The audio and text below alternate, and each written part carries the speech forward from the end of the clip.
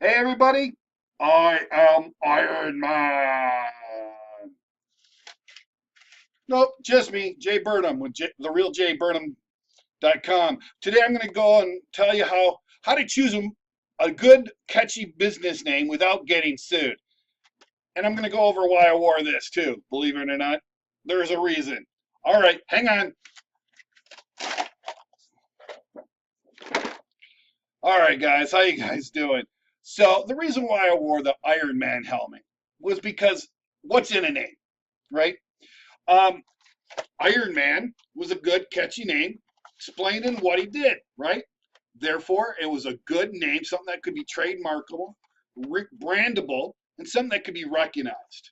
And today, that's what I want to talk to you about. But I'm not going to talk about naming superheroes, which is kind of cool. But no, I'm going to be talking to you today about naming your business. And we're going to teach you how to choose a good, catchy business name without getting sued. All right, so let me tell you a little bit of story about what happened with me.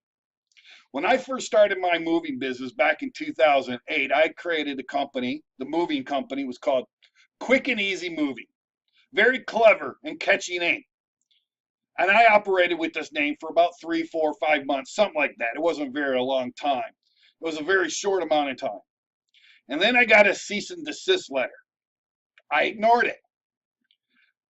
Later on, next thing I know, I'm getting sued because of the name. So I had to come up with a different name. Um, and it was bad. I couldn't afford an attorney at the time, wasn't making enough money. So I had to just suck it up, Buttercup, and jettison that name. I'm not going to go over who sued it. You can Google it. It's fairly easy to Google it. Let's just say that they're just a bunch of bullies, and they're always trying to sue somebody somewhere along the line, somehow, some way. They think their shit just doesn't stink, but yeah, they're just a bunch of bullies, right, Geg Thompson Jr.? Oh, sorry, did that come out? Anyway, I wanted so that was the story of my name. So I did a little research when I chose my name of Quick and Easy Moving, and I saw that there was a lot of companies, nothing here in Michigan where I'm at, but there was a lot of companies that had the name Quick and Easy Moving. So that should have been my first and foremost thing to do. So the reason why I say that it's important because you don't want to get yourself into hot trouble, and also you want to create a name, as I mentioned earlier in an earlier video. You want to create a name that's going to be clever, catchy, and brandable. When we were talking about the USP, all right. So that's what happened with me. Now, to create your name, we got to do a little bit of soul searching. I talked to you a couple days ago about unique selling proposition or a unique selling point or whatever you wanted to call about it. Did a video on that. Now, some of you went and watched that, and most of you didn't. Maybe you thought, that's silly, it wasn't important, but it is. It is important because here's where it comes into play. Your business name. See, if you would have did a little bit of soul searching and figured out what your unique selling proposition was, that would help gear you towards your business name. My unique selling proposition wasn't that I wanted to save people money alone, but I wanted to save them time, hassle, potential physical injury, and a lot of other things. That's why I came up with the unique name, You Save Moving and Storage. Um, you know, you just got to choose a name. One, you can choose a name, you can choose your last name, and I don't really recommend that, but you can do that, or your whole name, it doesn't matter, you can do that as well. But I think you should choose a name that's clever and catchy and that actually conveys a benefit to your consumer in some manner of way. It really tells your consumer who you and what you are and what you stand for. And I'll go over some examples here later on in this thing. We'll do some really cool name ideas and catchy business names and so on and so forth. I got a real treat for you. But one thing when you go to consider your business name is a couple things. You want to consider the benefit to the customer, to your customer, the people who are going to use you. What does your company do for them? Me, it was you save. You save money, you save time, you save hassle, you save potential, save yourself from physical potential. You save moving to storage. Get it? Clever. Um, so you want to kind of look at what the benefits are. And on the other side of that coin, what are you saving them from? Sometimes you could choose a name that's totally the reverse of, like, you're going to save somebody from something bad. All right, not only just benefits, but save them from something bad. So that's a way to choose your name. That's something you want to consider. Another one is your location. Uh, for instance, if you decide you have a cupcake company, you don't want to name it Detroit Cupcake Factory. It's going to limit you down the road. You're only going to be limited to the city of Detroit with that name. It just doesn't make sense unless that's all you want to stay with. So that's another part of that. So if you want to just stay in one little city, one area, then it's okay to give yourself your city name or a mascot. So, like, I'm here in Lansing, Michigan. We have Michigan State University here, and the mascot for MSU is Sparty. It's a guy, cartoonish kind of guy, made up to be like a Spartan in green and white. They call him Sparty. So some people call him Spartan Landscaping and Snow Removal, which is cool. That's great. Or they might say Go Green Glass. Again, that's a great name if all you're going to do is stay in the Lansing, Michigan area or in the surrounding region. But if you want to take this company nationally, that's not going to be a great name. It's going to limit you. So you want to kind of consider, do you want to stay here locally? Is it just going to be a local regional business that you're starting? Or are you want to take it on a grand scale? Do you want to take it across the state, across the country, or even worldwide? And if you do, you want to make sure that you name it appropriately. Again, you don't want to name your business Detroit Cupcake Factory because it limits you to the city of Detroit. Also, you want to avoid is abbreviations, unless it's already being abbreviated out with the public. People don't know what your abbreviations mean, and when you're a big, huge business, you could probably get away with it. Like IBM, who knows what IBM stands for these days? I do. It stands for International Business Machines. That can get confusing for people. KFC, everybody knows what KFC means, but or what KFC is. But what KFC means is Kentucky Fried Chicken. And now Kentucky Fried Chicken, only after decades of people calling it KFC did they decide to go and brand KFC. And that's okay, but only when people know it. But down the road, another few couple of decades, 2, 3 decades, the kids are not going to know what KFC stands for. They're going to know what it is, but they're not going to know what it stands for. But that's okay because at that point, KFC is so big, it doesn't matter. But when you're starting out, having the abbreviations can hurt you.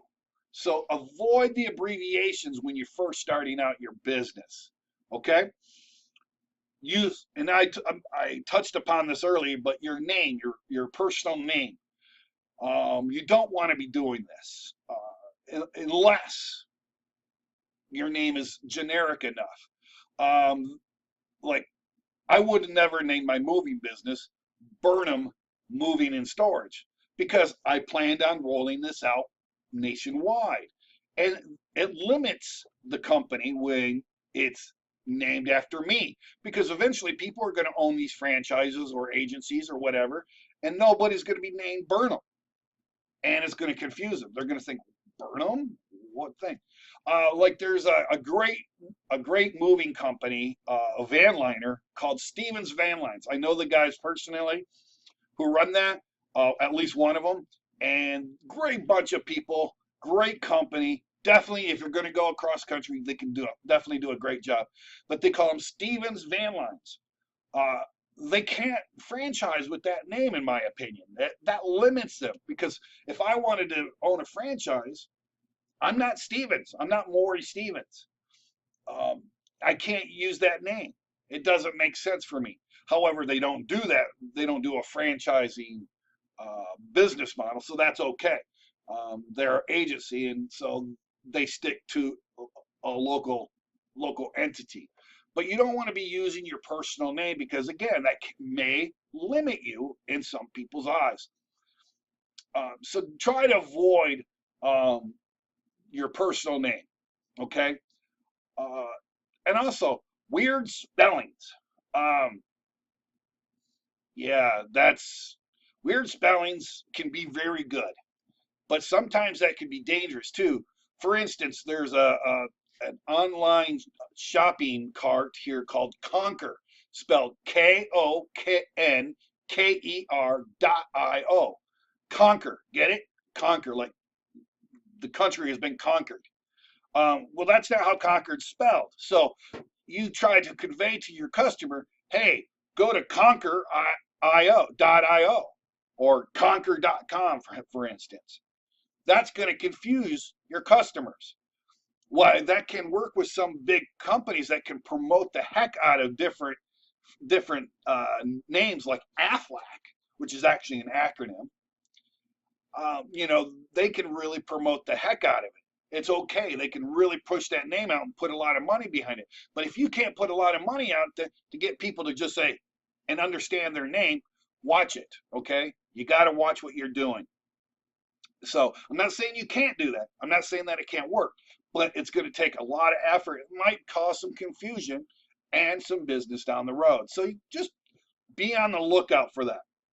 Now, I'm set up here and we're going to just do a couple searches. And I want to go over how to search to find out whether you've got a good name or so. Okay. So let me move myself out of the way here.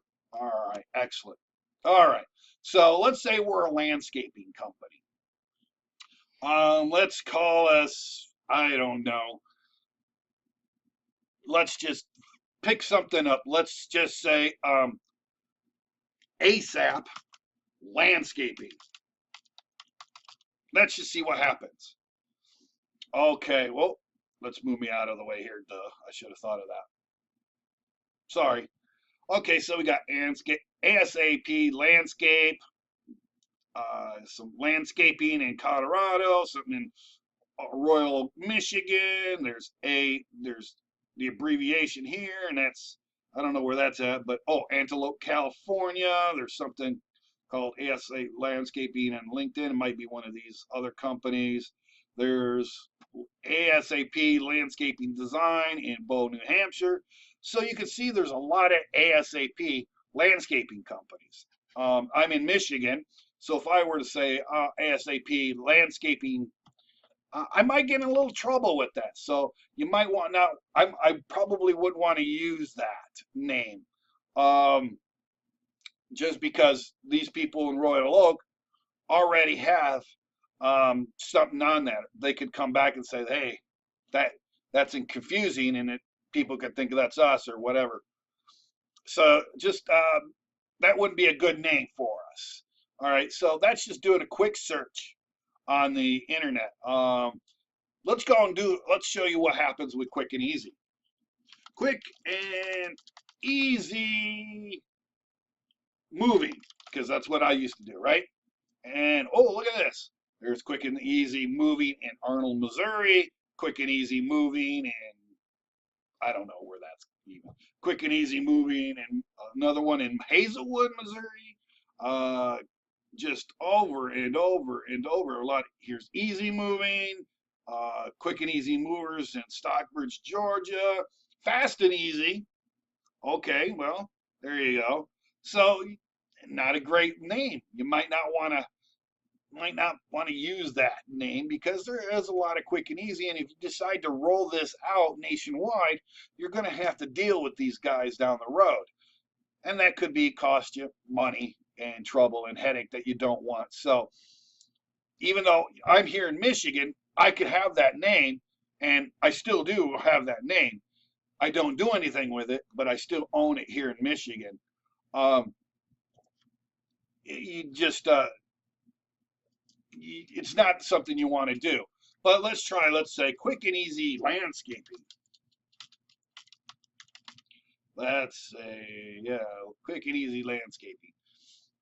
Easy landscaping ideas. Okay, quick and easy landscaping might be all right. Cool. There's nothing here that shows up on the first page of Google, so that's pretty cool.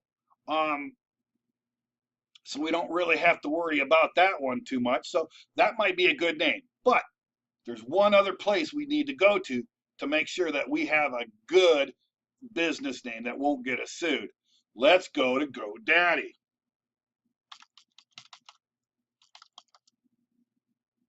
All right, so here's we're at GoDaddy, and all we're going to do is see if the domain name is available. Not that it's really that important, but if the no domain name is not there and it's not available, then somebody else has obviously got it. So it could be an issue later on down the road. So quick and easy landscaping.com. All right, let's make sure I spelt that correctly, and I have. All right, so now it's going to go out and do what it's saying, and it comes back, hey, it's available. So nobody got quick and easy landscaping. So it looks like we found a good name. So this would be a name that I would be interested in following up on. Quick and easy landscaping. I don't know if that's a. I'm not in the landscaping business, and I don't know that quick and easy really communicates a benefit or anything like that. But it's not abbreviations. We're not using the letters easy for easy. We're not using the letter N for and. We're not misspelling the word quick in any manner. Um, I don't know that somebody wants their lawn done quick and easily. They kind of want to be meticulous. So, I mean, that might not be the best name. It might not be communicating what you want to communicate in the landscaping. But as far as our little example here, quick and easy landscaping is available and something we could do with. So when you're going to choose a name, you could choose quick and easy landscaping. All right. Now I just want to go over a couple things here. I pulled up this page here, and it just goes over 17 different companies, and it gives us kind of an idea of how people came up with IKEA. Their business line, like IKEA, came from the founder. His initials are IK, and the first letters of where he grew up, and that's where he came up with IKEA. Cannon was named after a Buddhist goddess. I didn't know that. That's kind of cool. They changed the name of it so that it could go worldwide. Notice that they did change, they kept the name, but they changed the way it was spelt so that it would apply to the entire global community. See how they do that? Lego means play well in Danish. It comes from legat or lego, probably more of a French kind of pronouncing on the word got. Sony comes from the word sound, but in Japanese it was Sunny Boy, which was a smart, presentable young man. I never knew that. That's kind of cool, clever. Haagen-Dazs was completely made up, but they wanted to convey some sort of old world charm and high quality. WD-40 meant after 39 failures in the lab, the popular water displacing spray was developed. Hence WD-40, water displacing number 40. There you go, WD-40. Now, just to point that out, WD-40, when it first came out, probably didn't go over well. People are going, what? What the heck is that? Because it doesn't communicate. We see this on Shark Tank all the time. The sharks are always talking about the branding and the name because it doesn't communicate what it is. And in this case, WD-40 doesn't communicate what it is. However, that brand is so huge these days that it doesn't make a difference. And that's the point I'm making. Yahoo, who knew that it was an acronym? And I'm not even gonna. That is a one weird acronym, but there you go. Pepsi comes from dyspepsia. Ooh, that's nasty. That's like when you're that's Google from the word the mathematical term. I knew about that one. That was kind of cool. They just spelled it. Richard Branson liked the brand Virgin because they were virgins at business. So BlackBerry is named because the little keys look like blackberry fruit. Spotify. Ah, now they say the name stems from the word spot and identify, but here it says co-founders Dania Eck and Mark Lorenzatan were brainstorming names when Eck misheard an idea as Spotify. But there you go. Oracle was a code name from the CIA. Starbucks came from the book Moby Dick because they wanted to communicate seafaring and from the seafaring heritage of bringing coffee, so on. Reebok was named after an antelope, one of the fast antelopes down in Africa, so that's pretty cool. Skype was Skype peer to peer, and they took off the R and just named it Skype. Again, clever name. Doesn't really communicate. When it's first taken off, it really isn't communicating what it is. So that I know that they had to do a campaign on that. I'll tell you what it was, because if you just sit there and go Skype, people will be like, what? What's Skype? I mean, come on. And here's Amazon. Amazon is, they wanted to be, he would like the word A because it was at the top of the alphabetical list. And back in the day when, if your name started with an A, you would have been in top of the list of your alphabet in the phone book. So everybody was going A something or AA or AAAAAA, and just putting all a bunch of A's in front of their names so that their name would be right there at the top of the alphabet. Because back in the day, just like when you Google, you only take the 1, 2, or 3 organic names or searches from the search engine. Back in the day, when the original search engine, when they opened up these big old book called the Yellow Pages, they took the top ones, and if you were at the very top, you were going to get the call. People didn't really scroll down the whole list because it could be confusing going through that. But that's kind of a cool. He wanted to, Jeff Bezos reportedly wanted a name that began with A so that it would appear at the top of an alphabetical list. I thought the world's largest river was an apt name for what he hoped could be its biggest business. And now I remember when Amazon came on the scene and everybody, Amazon, and it was for a book company. I thought it was cool, but it really didn't convey Amazon. But he had gotten so much press, and I paid for so much advertising when he first started this business that the name stuck. People just understood what Amazon came to be and what it is now. So no one really questions it. Again, how much can you push out to force that, basically to force that name on somebody?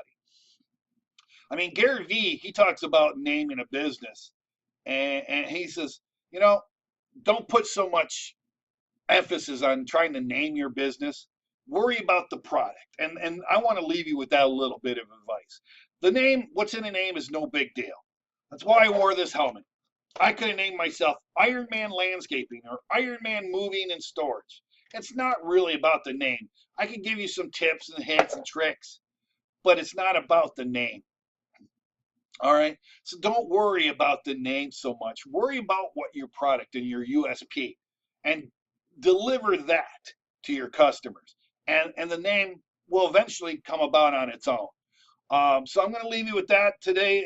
We're done with this video. So if you liked what I had to say, give me a thumbs up. If you didn't, that's all right. Thumbs down is fine too. But subscribe to my channel. It's a little red button right below the video.